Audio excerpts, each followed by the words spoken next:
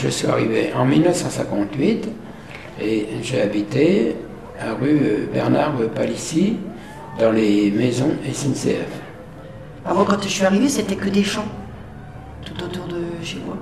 On voyait les Naux, de ça, les Naux, on voyait rien, et on voyait juste le stade des Naux, c'est tout. Et on voyait l'usine de Michelin. Donc quand les pelleteuses sont arrivées et tout, ça fait un peu bizarre quand même, des grandes tours comme ça.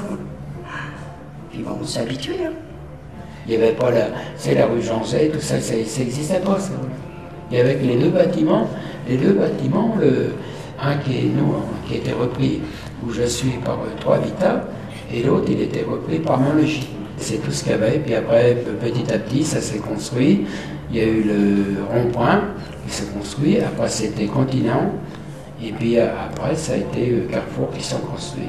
Moi qui n'ai pas de permis, c'était très bien parce que j'avais l'école juste à côté, j'avais les magasins juste à côté, donc c'est vrai que j'avais pas trop loin à aller. Le dentiste était dans ma tour. Il y a eu les bâtiments derrière la pharmacie du centre Bernard Palissy, où il y a la pharmacie, la boulangerie, bureau de tabac.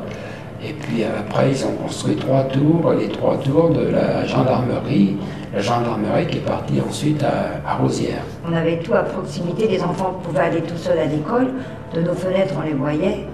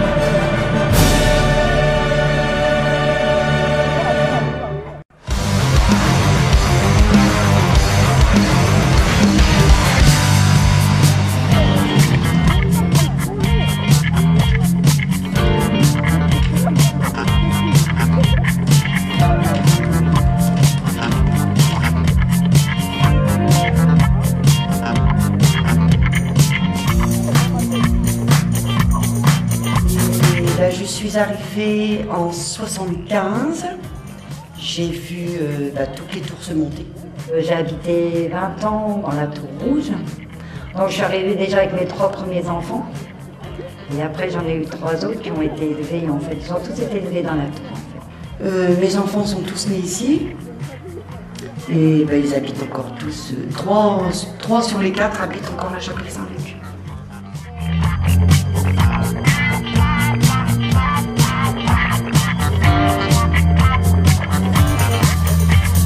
Quand je suis arrivée, elles étaient noires en fait et tout. Les balcons, ils étaient ni bleus, ni...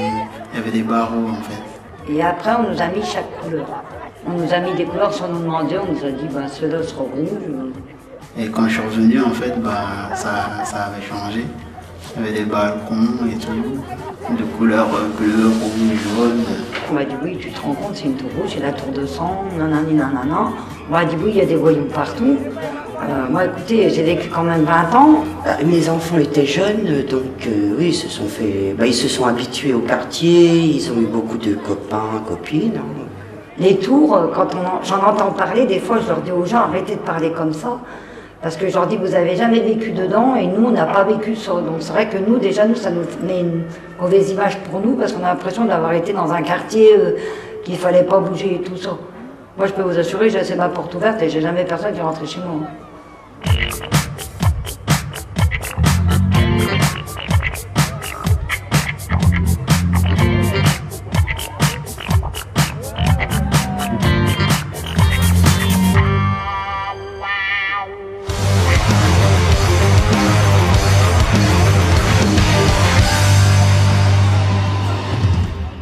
J'ai vu le quartier vraiment évoluer parce que dans les années 85, même voire 90, c'était pas du tout la même mentalité qu'aujourd'hui. Il y avait un brassage ethnique, il y avait énormément, il y avait des Asiatiques, il y avait des Turcs, il y avait des Africains. Je suis arrivé à la chapelle Saint-Luc dans les années 85.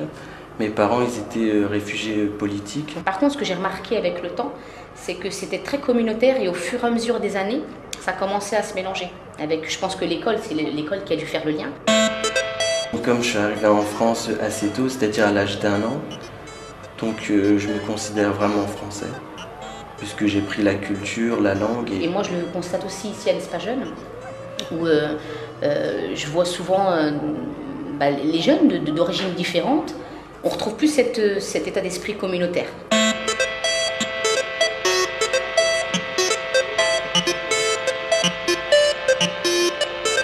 Je vais dire honnêtement, on s'en fout d'origine. On peut être chinois, marocain, tunisien, il n'y a pas d'origine. Qu'est-ce qui compte, c'est l'amitié. Rencontrer des gens de plusieurs nationalités, ça me donne un avantage, c'est de voir comment vivent les autres et de prendre un petit peu de leur culture et de donner la nôtre aussi.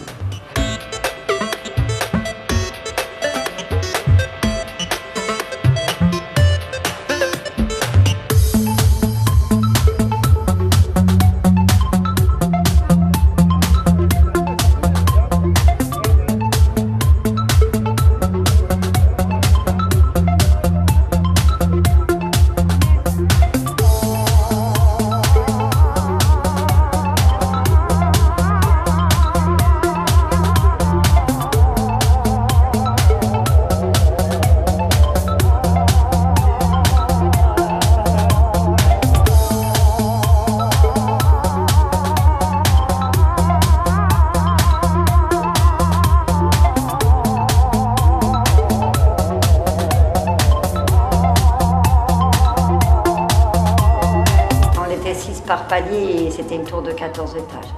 Donc ça a fait un petit peu de monde après. Il y a eu de l'animation quand même. Il y a une époque, il y a 10 ans environ, on faisait la fête des voisins. Les voisins qu'on avait, en fait, ils faisaient plus partie de la famille que c'était des voisins parce que je faisais toutes les portes.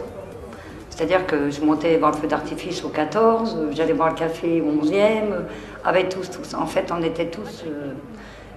tout le temps, on était ensemble. On se fait rapidement de nouveaux amis dans le quartier parce que tout le monde se connaît, parce que toutes les familles se connaissent. Puis ce qu'il y a, c'est qu'on était assez solidaires. Une fois, il y a eu le feu dans le bâtiment et en fait, une personne est venue frapper à toutes les portes pour nous dire de sortir et les gens qui ne pouvaient pas comme ça avait démarré du 14e, les gens qui avaient des bébés, en fait, j'allais les chercher, je montais au 14, je prenais les petits, je les mettais chez moi et on était tous groupés chez nous en fait.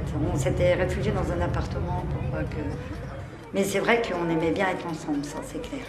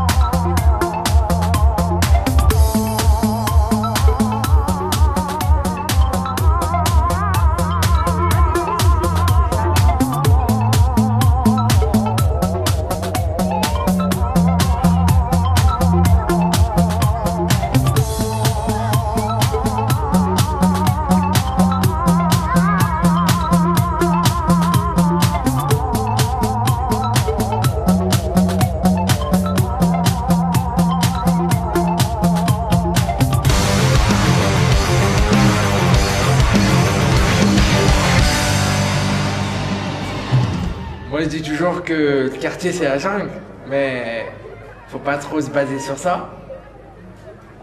C'est pas trop la jungle puisqu'on respecte quand même certaines règles. Mais la vie au quartier, on va pas dire c'est dur, mais c'est quand même compliqué. Bon, il y a eu peut-être quelques difficultés, mais bon, ça s'est bien passé quand même.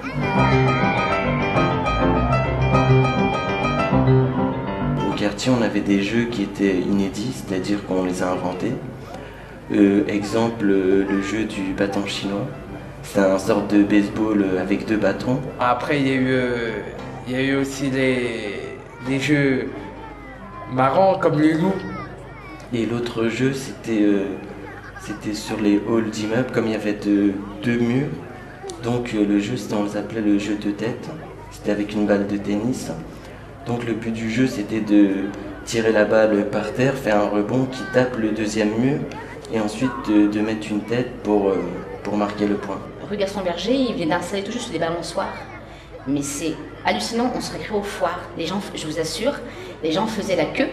Moi, j'avais la chance d'avoir mon grand frère qui est venu, il m'a fait passer devant tout le monde. C'est vrai qu'il y avait plein de jeux pour enfants, c'est ça qui était très bien, parce que les enfants, moi, ils n'étaient pas tout seuls. Après, ils ont été retirés, donc ils se sont retrouvés avec plus rien. Après, il y a eu les cache-cache, les gamelles.